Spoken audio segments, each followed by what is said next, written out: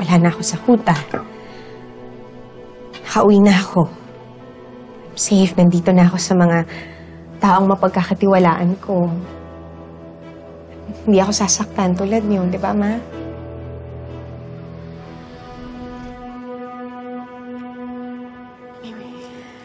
Of course, anak.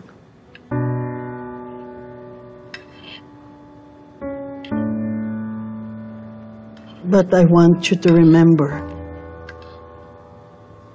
that as your mother, my decision is always in your best interest.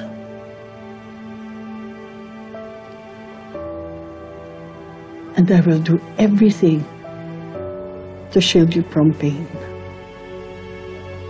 Dahil mahal na mahal kita.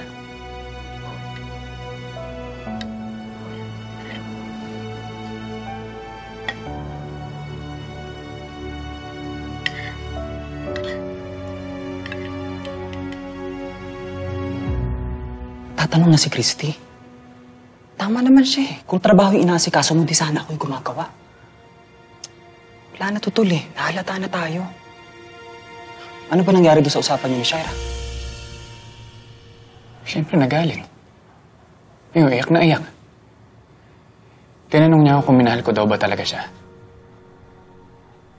Pinaalala pa sa akin lahat ng mga pinangako ko. Alam mo naman eh, importante din sa akin si Shaira. Ayaw ko siyang saktan. Pero ayaw ko din saktan si Christy.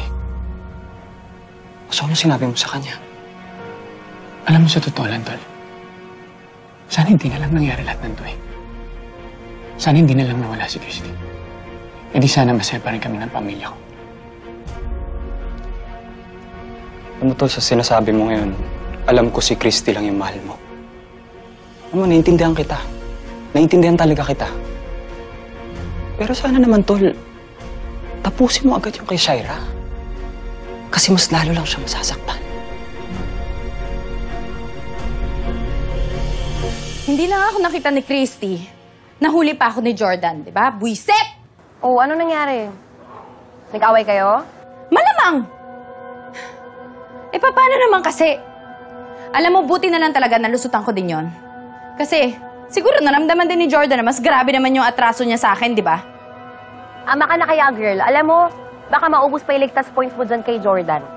Ba't kasi hindi mo na lang hintayin yung pinag-usapan, yung natuparin niya? Hindi. Parang hindi na pwede mangyari yan, Leslie. Parang pakiramdam ko, dehado ako pag si Jordan pa yung unang gumalaw sa amin.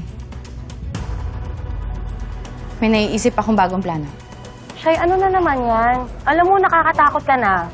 Kailangan ko lang protektahan kung ano yung sa akin, Leslie. Kailangan na malaman ng Christine yan na sa akin lang si Jordan. Kailangan na namin magkita.